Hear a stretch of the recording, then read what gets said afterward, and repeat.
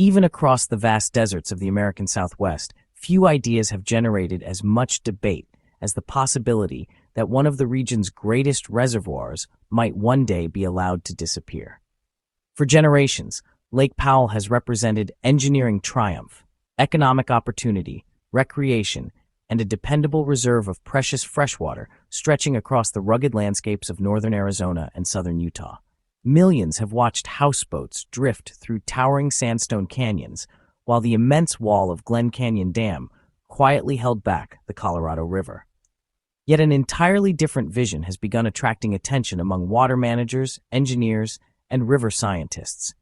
Rather than preserving two giant reservoirs, an increasing number of researchers argue that the Southwest may survive a changing climate only by concentrating its limited water in a single primary storage reservoir. If that philosophy ever became official policy, Lake Powell would gradually shrink until much of its familiar shoreline vanished, exposing landscapes hidden beneath its waters for decades. The proposal has stirred strong reactions because Lake Powell is far more than a lake. It forms part of one of the most complicated water management systems ever built. Every drop stored behind Glen Canyon Dam influences communities spread across several western states, tribal nations, major cities, farms, industries, hydroelectric power stations, and ecosystems extending hundreds of miles downstream. Altering the role of Lake Powell would ripple through every corner of the Colorado River Basin, challenging agreements that have governed the river for generations, while forcing difficult conversations about the future of water in one of the driest populated regions on Earth. Lake Powell itself exists because leaders during the middle of the 20th century believed that controlling the unpredictable Colorado River required bold engineering on an unprecedented scale. Before the construction of Glen Canyon Dam, spring snowmelt from the Rocky Mountains routinely transformed the river into a powerful torrent, while prolonged droughts dramatically reduced its flow. These natural swings complicated irrigation, urban development, and interstate water deliveries. Engineers envisioned massive reservoirs capable of storing enormous volumes during wet years and releasing water steadily during dry periods. Construction of Glen Canyon Dam began during the late 1950s and continued into the 1960s. Rising approximately 710 feet, or about 216 meters, above its foundation, the immense concrete arch dam permanently transformed Glen Canyon. As the reservoir filled over the following years, hundreds of miles of twisting sandstone canyons disappeared beneath deep blue water. Lake Powell eventually stretched for nearly 186 miles, or approximately 299 kilometers, along the original river channel, while its countless side canyons created a shoreline extending roughly 1,960 miles, or more than 3,150 kilometers. Few reservoirs anywhere in the world possess such an intricate coastline. Its sheer size made Lake Powell one of the largest artificial reservoirs in the United States. At full capacity, it can store approximately 24 million acre-feet of water, equivalent to nearly 29 billion cubic meters. That tremendous volume was intended to serve as a strategic savings account for the upper Colorado River Basin. Water released through Glen Canyon Dam ensured that downstream states received their legally required allocations while simultaneously producing hydroelectric power for millions of customers. For decades, the arrangement appeared remarkably successful. The Colorado River fueled explosive urban growth across the Southwest. Cities expanded into landscapes once considered too dry to support large populations. Agricultural valleys flourished with dependable irrigation supplies. Hydroelectric stations generated renewable electricity, while reservoirs attracted tourism industries worth billions of dollars. Houseboat marinas, fishing businesses, campgrounds, hotels, and recreational outfitters all benefited from Lake Powell's stable waters. Yet the assumptions supporting that system were built upon river conditions that no longer exist. Beginning during the closing years of the 20th century, the Colorado River Basin entered one of the most prolonged dry periods observed in modern history. Scientists studying tree rings eventually discovered evidence suggesting that the region was experiencing a megadrought, rivaling some of the most severe droughts in more than 1,000 years. Snowpack feeding the river became increasingly unreliable. Higher temperatures intensified evaporation across reservoirs, rivers, soils, and vegetation. Even when snowfall appeared respectable, warmer spring conditions frequently caused more moisture to evaporate or soak into dry ground before reaching rivers and streams. The result has been a persistent decline in river flow. Although annual conditions vary, the Colorado River now delivers substantially less water than planners expected when the basin's legal framework was established many decades ago. Unfortunately, water demands throughout the Southwest expanded during years when river supplies appeared far more dependable. That mismatch has become increasingly difficult to ignore. Every year, managers face the delicate balancing act of deciding how much water should remain behind Glen Canyon Dam and how much should flow toward Lake Mead farther downstream. The objective is to maintain enough storage in both reservoirs while meeting legal obligations, generating electricity, reducing flood risks, and supporting countless communities that depend upon reliable water deliveries. During extended drought, however, maintaining two enormous reservoirs creates a challenge that earlier generations never fully anticipated. Every large reservoir loses water naturally. Part disappears into the atmosphere through evaporation. Another portion seeps into surrounding rock formations. While some seepage eventually returns to groundwater systems, not all of it remains readily recoverable for immediate human use. Under hotter conditions, evaporation rates climb even higher. Maintaining two giant reservoirs instead of one effectively doubles the amount of exposed water surface vulnerable to the relentless desert climate. This observation forms the foundation of an increasingly discussed proposal commonly known as fill Mead First. Rather than dividing available water between Lake Powell and Lake Mead, advocates suggest concentrating storage primarily within Lake Mead while allowing Lake Powell to decline substantially. Glen Canyon Dam would continue serving as a river control structure for a period, but much of the enormous reservoir upstream would eventually disappear except during exceptionally wet years. Supporters argue that the approach deserves serious consideration because storing most available water within a single reservoir may reduce combined evaporation losses. Although Lake Mead itself experiences significant evaporation, eliminating the need to maintain another vast reservoir upstream may conserve additional water over time. Every gallon preserved becomes increasingly valuable as drought continues stressing supplies throughout the Southwest. The proposal challenges decades of conventional water management thinking.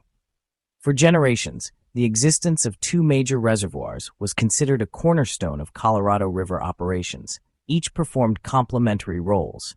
Lake Powell protected upper basin obligations by ensuring required downstream deliveries. Lake Mead supplied lower basin users while supporting Hoover Dam's hydropower production. Together, they formed a carefully balanced system intended to provide flexibility during both floods and drought. Today, critics argue that maintaining both reservoirs at historically expected levels may no longer reflect hydrological reality. Climate trends appear to be shifting the river's long-term average flow downward. Reservoirs originally designed to capture abundant runoff increasingly spend years well below capacity. Shorelines retreat, boat ramps require repeated extensions, marina facilities must relocate farther into deeper water. Previously submerged canyon walls emerge, displaying striking white mineral bathtub rings that reveal how dramatically reservoir levels have fallen over recent decades. Visitors arriving at Lake Powell during low water years often encounter landscapes unimaginable when the reservoir approached full capacity. Narrow side canyons become inaccessible. Floating docks must be repositioned. Navigation channels change. Some recreational facilities struggle to remain operational as water withdraws farther from their original locations. Behind these visible changes lies an even more important question. Does preserving Lake Powell primarily for historical expectations still represent the most efficient use of increasingly scarce Colorado River water? Researchers examining reservoir operations have explored numerous scenarios attempting to answer precisely that question. Computer models simulate droughts lasting years or even decades while comparing different management strategies. Some analyses indicate that consolidating storage could preserve meaningful quantities of water otherwise lost to evaporation and seepage. Those savings may appear modest during individual years, yet over several decades they accumulate into volumes capable of supplying large populations. Even relatively small percentage improvements become significant when applied to reservoirs storing tens of billions of cubic meters of water. Still, no proposal affecting Lake Powell exists in isolation. The Colorado River Basin remains governed by an extraordinarily complex collection of interstate agreements, federal laws, court decisions, international treaties, operating guidelines, and negotiated compromises, often collectively referred to as the law of the river. Every significant operational change must fit within that intricate legal framework or inspire entirely new agreements among states whose interests frequently conflict. Upper Basin states, including Colorado, Wyoming, Utah, and New Mexico, depend upon Lake Powell for more than storage alone. The reservoir provides assurance that downstream delivery obligations can be satisfied even during prolonged drought. Many officials fear that substantially reducing Lake Powell's storage role could expose Upper Basin states to greater legal and operational uncertainty during extremely dry years. Lower Basin states, including Arizona, Nevada, and California, possess their own priorities centered largely upon Lake Mead, whose declining elevation has repeatedly approached thresholds capable of triggering mandatory water shortages. Those competing concerns explain why discussions surrounding Lake Powell often become intensely political. Every proposal promising greater efficiency also produces questions about fairness, reliability, legal obligations, financial consequences, and long-established expectations. Hydroelectric generation introduces another layer of complexity. Glen Canyon Dam has long supplied renewable electricity across portions of the Southwest. As reservoir levels decline, the pressure driving turbines gradually decreases. If water elevations fall low enough, electricity production becomes increasingly difficult and eventually impossible. Engineers refer to this threshold as minimum power pool.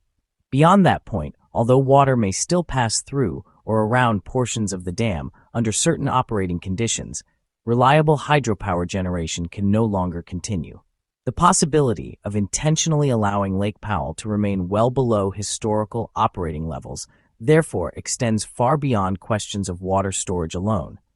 It also affects regional electric utilities, rural cooperatives, federal power customers, irrigation districts, and consumers benefiting from relatively inexpensive hydroelectric energy. Economic consequences spread outward from there. Communities surrounding Lake Powell have developed entire local economies around boating, fishing, camping, tourism, hospitality, marina operations, and outdoor recreation. Businesses employing thousands of workers rely upon visitors attracted by the reservoir's remarkable combination of clear water and dramatic sandstone scenery. Hotels, restaurants, fuel suppliers, equipment rental companies, guides, repair facilities, and countless small enterprises all depend directly or indirectly upon the continued existence of an accessible lake. Any long-term reduction in reservoir levels would reshape those economies. Some businesses might adapt by relocating facilities closer to deeper channels. Others could diversify toward land-based tourism, emphasizing newly exposed canyon landscapes, hiking, geology, archaeology, and river exploration. Yet adaptation requires investment, planning, and time. Communities built around decades of recreational boating naturally view proposals affecting Lake Powell with understandable concern. Despite those challenges, advocates for changing reservoir operations insist that the discussion reflects necessity rather than preference. Their argument rests upon a sobering observation. The Colorado River no longer supplies the volume of water that earlier generations expected. Population growth has continued. Temperatures have increased. Reservoirs experience greater stress. Existing operating rules face mounting pressure with each prolonged dry season. Continuing exactly as before may become increasingly difficult if river inflows remain below 20th century averages. From that perspective, the debate surrounding Lake Powell extends well beyond one reservoir. It represents an early glimpse into the difficult choices confronting the entire American Southwest as water becomes the defining resource of the 21st century. Every proposal, whether embraced or rejected, reflects a larger reality that can no longer be ignored. The era when immense reservoirs seemed capable of solving every shortage has given way to a future demanding careful accounting of every gallon carried by the Colorado River. Long before anyone imagined allowing Lake Powell to recede on purpose, Glen Canyon Dam had become one of the defining engineering achievements of the American West. Rising from the narrow walls of Glen Canyon like a monumental concrete arch, it transformed the once untamed Colorado River into a carefully regulated system capable of storing water, producing electricity, and delivering reliable supplies hundreds of miles downstream. Every release from its outlet works influences reservoirs, irrigation canals, municipal water systems, wetlands, and hydroelectric facilities throughout the basin. Altering the reservoir behind it would therefore reshape the operation of one of the most important pieces of water infrastructure in the United States. One of the greatest questions surrounding the proposal centers on the future of Glen Canyon Dam itself. Contrary to popular assumptions, allowing Lake Powell to shrink does not necessarily mean demolishing the dam. Most versions of the concept focus instead on changing how water is stored, rather than removing the structure. During years with abundant runoff, the reservoir could still temporarily capture excess water before passing it downstream toward Lake Mead. During average or dry years, however, the objective would be to avoid maintaining an enormous long-term reservoir behind the dam. In effect, Glen Canyon Dam would function more as a river management structure than as the keeper of one of the nation's largest artificial lakes. Such a change would dramatically alter daily operations. Reservoir managers currently balance storage between Lake Powell and Lake Mead, while continuously monitoring snowpack, river inflows, seasonal forecasts, water demand, downstream obligations, and electricity production. If Lake Mead became the primary long-term storage reservoir, those calculations would shift toward preserving as much usable water as possible in the lower reservoir while minimizing unnecessary losses upstream. Supporters argue that modern forecasting tools, satellite observations, snowpack monitoring, river gauges, and climate models provide far more information than was available when the reservoir system was originally designed. Better forecasting, they suggest, may reduce the need for maintaining two massive long-term storage reservoirs at the same time. Instead, water managers could respond more dynamically to changing conditions, storing water where it offers the greatest overall benefit. Not everyone agrees with that conclusion. Opponents emphasize that forecasts remain imperfect. The Colorado River Basin is famous for its natural variability. Years of drought can be interrupted by extraordinary snow seasons capable of rapidly filling reservoirs. If Lake Powell no longer retained significant storage space under normal conditions, managers would have less flexibility to capture large inflows before they reached Lake Mead. Unexpected weather extremes remain one of the greatest uncertainties facing any long-term operating strategy. Hydroelectric generation represents another major concern. Electricity produced at Glen Canyon Dam supplies power to millions of people across the Southwest while supporting numerous federal facilities, tribal communities, irrigation projects, and rural electric cooperatives. Because hydropower depends upon water pressure, declining reservoir levels reduce generating efficiency. If the reservoir remains too low for extended periods, electricity production could eventually stop altogether. Replacing that power would require electricity from other sources. Depending upon future energy markets, replacement power might come from solar farms, wind facilities, natural gas plants, battery storage systems, or expanded transmission networks connecting renewable resources across the region. Each alternative carries its own costs, permitting requirements, construction schedules, environmental considerations, and infrastructure challenges. Those economic impacts extend far beyond electric utilities. Communities surrounding Lake Powell have spent decades building businesses around recreational boating. Houseboat rentals became an iconic symbol of vacations in Glen Canyon. Marinas developed extensive maintenance facilities, fuel docks, restaurants, lodging, and supply stores. Visitors traveled from across the United States and around the world to navigate the flooded canyon system, discovering secluded beaches, towering sandstone cliffs, and hidden coves accessible only by water. As reservoir levels declined during recent drought years, many operators were forced to relocate floating infrastructure repeatedly. Boat launches required costly extensions. Navigation hazards increased as submerged rock formations reappeared. Some marinas became isolated from navigable water, requiring expensive relocations into deeper sections of the reservoir. These experiences offered a preview of the adjustments that would accompany any long-term operational shift. Tourism, however, may not disappear entirely if Lake Powell continues shrinking. Many researchers believe Glen Canyon itself possesses extraordinary scenic and historical value independent of the reservoir.